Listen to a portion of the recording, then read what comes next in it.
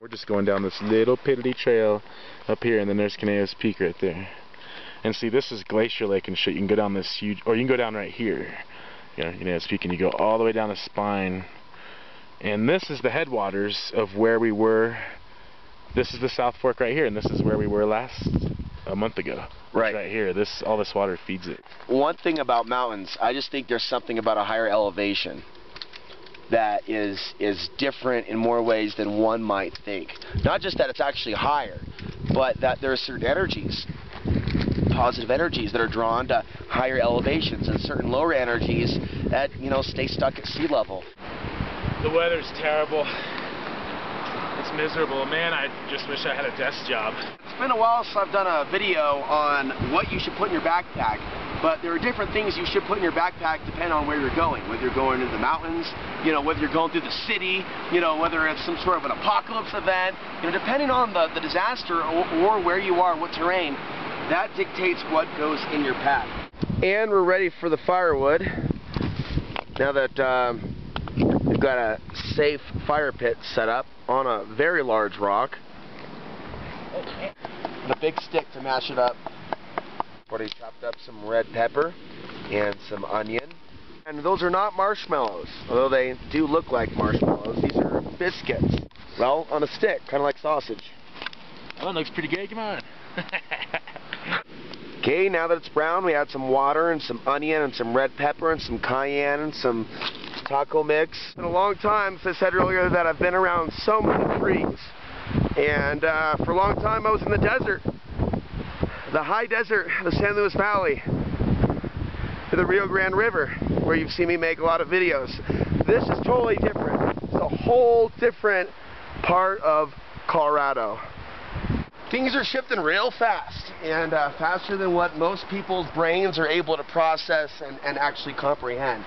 So, you know, whether you're living off the grid or you're living in the grid, these times, the song says, they are a-changing, and you might want to, you know, start acclimating yourself more and more to the ways of nature, and, you know, unplug more and more from the technological grid that is enslaving the minds of so many people. Not only minds, but you could even argue souls. So, you know, this is more than off the grid or blah, blah, blah. It's just more about rebalancing yourself to something that is actually normal, actually healthy, actually natural, and stepping back from the sick, the decaying, and the over-dependence on technology as we've come to know it.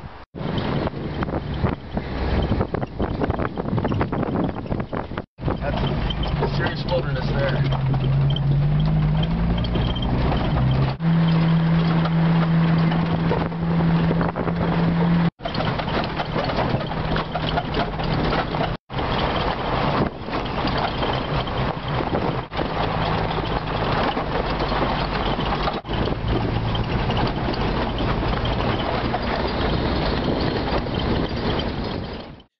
The police just left, Costilla County Police, the neighbor across the way that has been slandering me and assassinating my character throughout the valley. This particular person that I made these videos about called the Costilla Police saying that I was slandering him, when in fact all I did was threaten to slander him. His anonymity was protected in that video.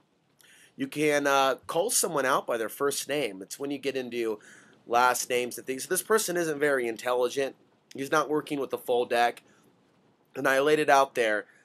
Cease and desist from your attacks on me, because I already saw this coming, that you would be calling the police. And there you did. You called the police. I made the last videos for my protection because that's what you do, man. You call the police. I don't want to have anything to do with this neighbor, and he doesn't want to have anything to do with me. So there probably shouldn't be any problem whatsoever. I'm going to put some positive energy even towards this person over here. Let it go and let it diffuse itself. Okay, focus on the positive, and that's it. Here's the rest of the video. How are you? Good. Good. What's your name? Alex. Alex. Adam. Hey, can I get out of here? Can you come here? Yeah, I was about to come down myself. All right. What's going on, brother? I've been staying here for a few months since I've got permission to stay here for my friend. The owner or no? His name is Ryan, who lives this way. Who's the owner?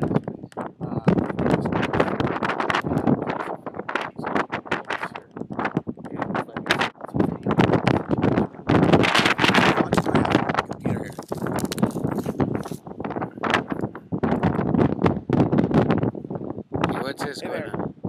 Good. Nice seeing you. Are you Going through this with my neighbors and harassing are you me. recording us? Or Myself. okay. For my, to document the situation, because I don't know what's been told to you. But I know that I've been concerned for my own safety living here because of some of the things that this neighbor 3 miles this way has been doing to me and saying things about the valley, people in the valley, to basically drive me out because he doesn't like me. I stayed with him for 3 days in November of last year and told him I wasn't gay. He's a homosexual that actually has a pedophilia history. I'm really upset that he's targeted me and trying to drive me out of the valley, especially when he's bragged to certain people in the valley that he has sex with children that they when he went down with his boyfriend from Oregon. They would go down to young men, and that's basically the character that I've been told about this person. He's also filed false police reports on other neighbors that he didn't like to target them and drive them out of the valley. And I basically made a video because that's what I do. I make videos. I talk about philosophy, different things, and for my own protection, I recently made a video where I said, you cannot do this to me. This is actually illegal to harass me like this. But I'm going to use my First Amendment and say, you can't harass me. You can't just target me and say, call the police, oh, we have a squatter in a place, I'm going to set him up. I knew this was going to happen. So I made a video for my protection. I'm asking people for legal help if it's that bad. I'm not going to be targeted by someone over here just because he doesn't like me. I don't. Up to date. He was one person, however, came from. I forget which area. Thank you. All right, thank you, brother. All right, nice to meet you too. Good luck, eh? All right. All right, you take care. Have a good day. See you later. Later, brother. Be careful. So these have been growing how long? Oh, I don't know. They come up every year by themselves, and they come up early in the spring. And the first ones that come up usually get killed by frost, but they're very hardy. And there's so many seeds in the bed that they just keep trying until some succeed, and then they have to be thinned out, and the big ones just go crazy. So these are giant sunflower seed. And they'll come Plants. back with there'll be a fresh generation of seeds each year. Make more giant sunflowers, and I imagine some of these will get to be at least 10 feet tall because they got such a good start and they've been watered so well, and they're just doing They it look pretty well. really, really healthy. It's a really good environment for them to grow in. They have plenty of water. A lot of people don't know that you can haul your own water in and it'll help you out. They're not if you got getting the right water equipment. because it rains. They're getting the water contrary to the weather conditions, which are a horrible drought. And this is the little motor thing that pumps the water through the hose. Called a sump pump. Submersible sump pump.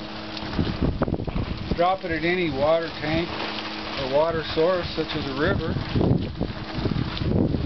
Pump the water.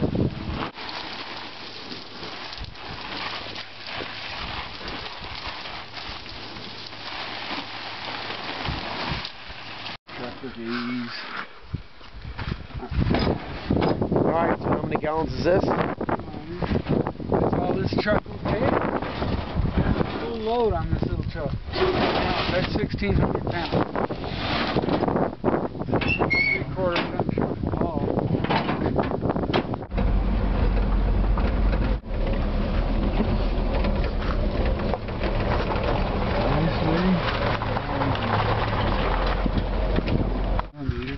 Step 1, connect inverter to car battery. Step 2, get the extension cord that goes from inverter to water.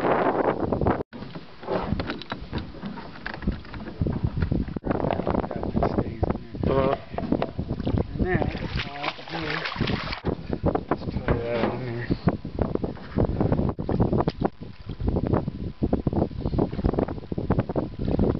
Yeah, I turn it off. Turn it off now. I'm downstream. Okay, now it's going, and it only took a few minutes to warm up.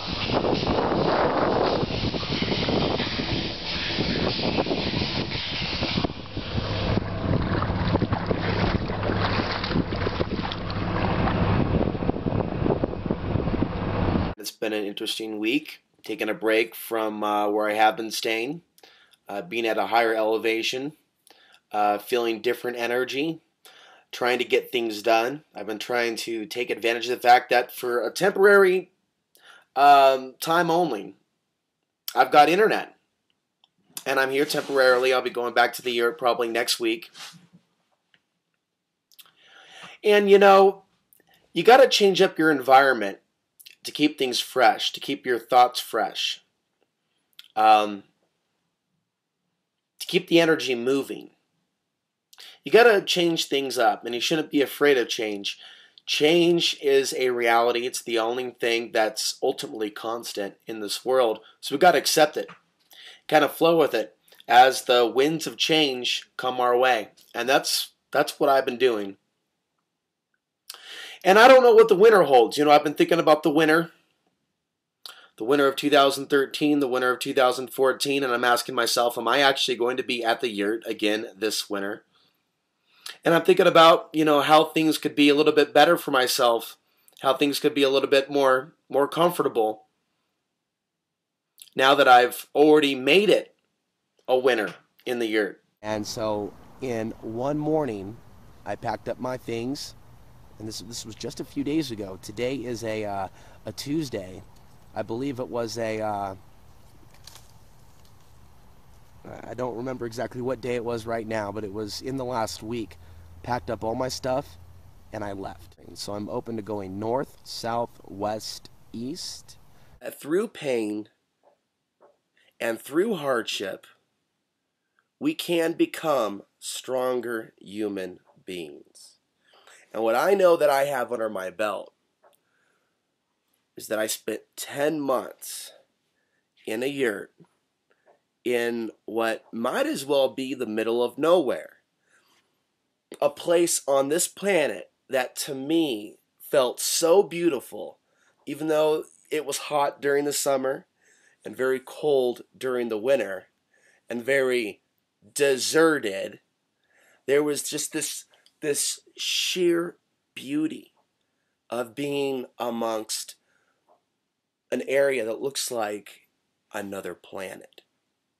And I can't really express to you with English words how grateful I am for the last year. It's not a year of pure pain. You know, there were struggles, there were sacrifices, there was a lot of time that was spent in pure silence. And so in the silence, I adjusted to my own thoughts, to being still. My heart is still in the San Luis Valley, in particular that area around Mesita, around the Colorado-New Mexico border. And at some point, I shall return. But just to give, you know, a brief overview for listeners that are new to my work and what I've been doing lately, I did Access Television for about 6 to 7 years in Portland, Oregon, where I was doing a lot of what you're doing, but not on a daily basis, a weekly basis. And I was honored at that time to be able to introduce ideas about the New World Order and this freedom movement to people that had never heard of such a thing.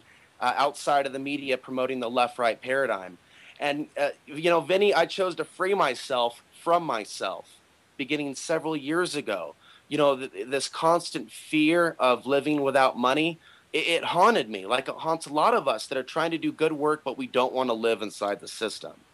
So I decided that I would move to Texas. And I was there for about a year trying to help a company launch an alternative media network. And when that failed to move into fruition, I then went off-grid completely and went in the middle of the desert in South Colorado.